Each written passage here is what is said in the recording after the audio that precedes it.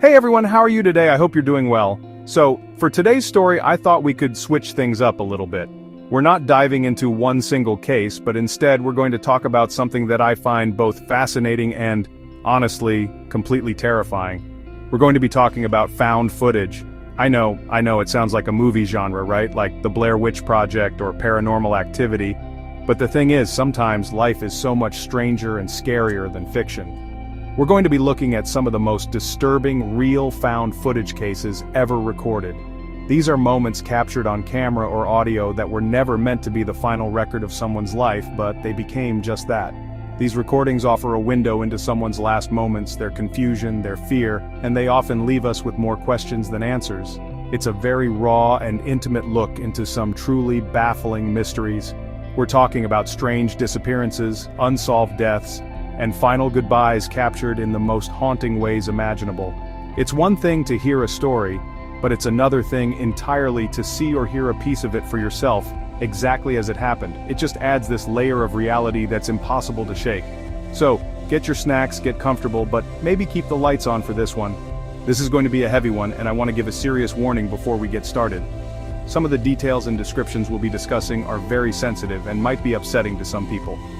Viewer discretion is advised. We're going to approach these stories with the utmost respect for the individuals involved. Alright, are you ready? Let's get into it.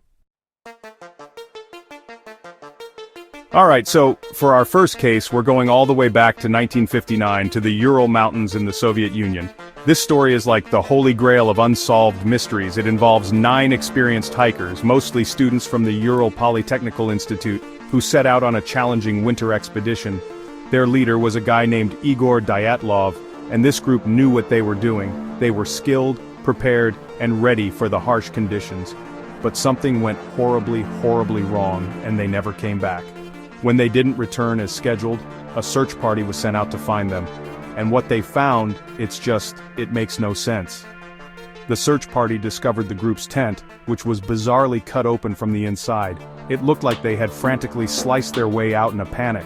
All of their belongings, their warm clothes, their shoes, everything was left behind in the tent. The hikers had apparently fled into the freezing wilderness, with temperatures well below -20 degrees Fahrenheit, wearing little to no clothing. The first 2 bodies were found near a makeshift fire under a large pine tree, dressed only in their underwear. 3 more bodies, including Dyatlov's, were found between the tree and the tent, seemingly frozen while trying to return. It was a tragic scene, but the real mystery was just beginning. It took another 2 months to find the remaining 4 hikers, and this is where it gets truly weird. They were found in a ravine, buried under more than 10 feet of snow. These 4 had suffered severe internal injuries. One had a fractured skull, and 2 others had major chest fractures, but strangely they had no external wounds. It was as if they'd been crushed by an immense force. One of the women was also missing her tongue. To make it even stranger, some of their clothing was found to be radioactive. And here's the found footage. Part investigators recovered several cameras from the campsite. The last photo on one of the rolls is this blurry, chaotic image of strange orange lights in the night sky. It adds a whole other layer of what the heck happened here to an already baffling case. Okay, let's move forward in time to 2013, to a case that many of you have probably heard about because of the video. We're talking about Elisa Lamb. She was a 21-year-old Canadian student who was traveling alone on a trip up the west coast of the United States. She was documenting her trip on her blog, and everything seemed normal. In late January, she checked into the Cecil Hotel in downtown Los Angeles. Now the Cecil Hotel already has a super dark and storied history, which just adds to the creepiness of this whole thing. After a few days, Elisa's parents hadn't heard from her, which was very unusual, so they reported her missing. The Los Angeles Police Department started their investigation. They searched the hotel, but they couldn't find any trace of her. So, in an effort to get help from the public, they released the last known footage of Elisa. And this video, it went viral for a reason. It's security camera footage from one of the hotel's elevators, and it is deeply unsettling to watch. In the video, you see Elisa get into the elevator and press a bunch of buttons, but the doors don't close. She peeks out into the hallway, looks both ways, and then quickly retreats back into the corner of the elevator as if she's hiding from someone. Then she steps out again, looks around, and starts making these strange, almost disjointed hand gestures. It's like she's talking to someone, or something. that's just out of the camera's view. At one point she stands by the elevator panel, then walks away, and finally, the elevator doors just start opening and closing on their own after she's gone. The whole thing is about 4 minutes long, and it's just bizarre and heartbreaking. It's the last time anyone saw her alive. A few weeks later, after hotel guests complained about low water pressure and a weird taste, her body was found in one of the water tanks on the hotel roof. The case was officially ruled an accidental drowning, but so many questions remain. How did she get up there? The roof was locked, and what explains her terrifying behavior in that elevator? This next one isn't video footage, but it's an audio recording that is just as chilling, if not more so. This is the story of Brandon Swanson, a 19-year-old college student from Minnesota. On the night of May 14, 2008, he was driving home from a party celebrating the end of the spring semester. On his way, he managed to drive his car into a ditch off a gravel road. He wasn't hurt, so he did what any of us would do. He called his parents for help. He told them he was near the town of Lind, and they drove out to pick him up. But when they got there, they couldn't find him. They were calling his cell, and he was on the phone with them, but they just couldn't see each other's lights. Frustrated and confused, Brandon decided to hang up with his parents and call 911, thinking they could pinpoint his location better. And this is where we get the found footage element of this story, the 47-minute 911 call. During the call, you can hear Brandon trying to explain where he is to the dispatcher. He's calm at first, but you can hear the growing tension in his voice. He tells them he can see lights from the nearby town of Lind, and that he's decided to walk towards them. He stays on the line with the dispatcher the entire time, describing his surroundings as he walks through the dark fields. He mentions walking along a fence line, hearing water, and navigating the uneven terrain. He's on the phone for 47 minutes, just walking and talking, and then suddenly, in the middle of a sentence, he yells, "Oh, T!" and the line goes dead. That was the last anyone ever heard from Brandon Swanson. An extensive search was launched immediately. They found his car, but Brandon was gone. They later figured out that his cell phone pinged from a tower 25 miles away from Lind, the town he thought he was near. He was actually near Porter, Minnesota, and had likely been walking along the Yellow Medicine River when he made that final chilling exclamation.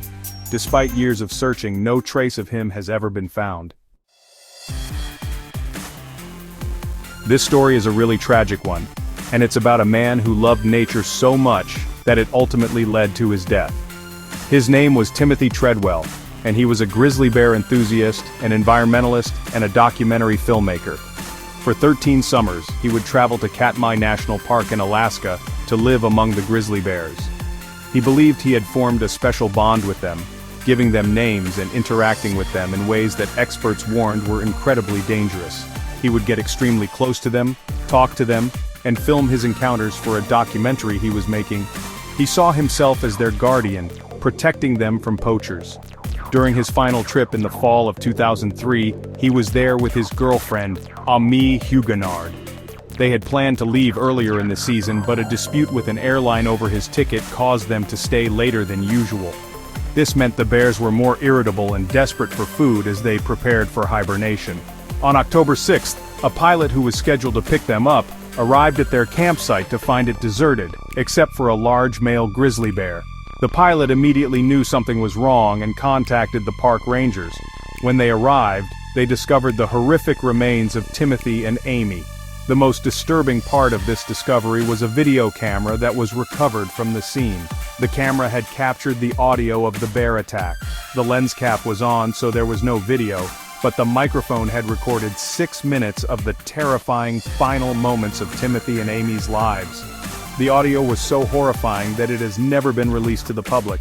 The few people who have heard it, including the police and Werner Herzog, the director who made the documentary Grizzly Man about Timothy's life, describe it as the most terrifying thing they have ever experienced. It's a haunting audio record of a man's passion turning into his worst nightmare. Our last case is another story of a young man who sought solitude in the wild, and it was famously documented in the book and movie, Into the Wild. This is the story of Chris McCandless, who, after graduating from college in 1990, gave away his savings, abandoned his car, and adopted the name Alexander Supertramp. He dreamed of an Alaskan odyssey, a life completely free from the constraints of modern society.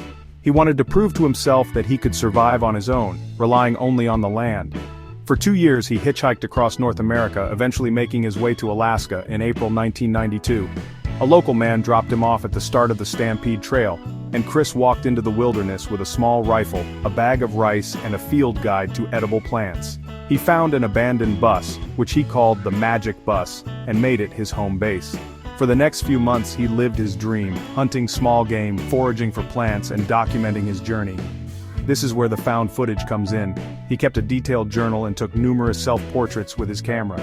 These photos show his transformation from a healthy, bright-eyed young man to a gaunt, emaciated figure. The photos are a powerful and tragic timeline of his experience.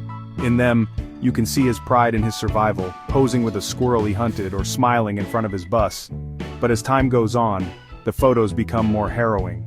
His final self-portrait is heartbreaking. He looks incredibly thin, but he's holding up a final handwritten note that reads, "I have had a happy life, and thank the Lord. Goodbye, and may God bless all."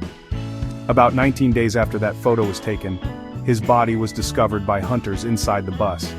His journal and the 113 photos he took are the only record of his final months, a poignant and devastating look into his solitary struggle for survival. And that's where we're going to end for today. Wow. These stories are they stick with you, don't they?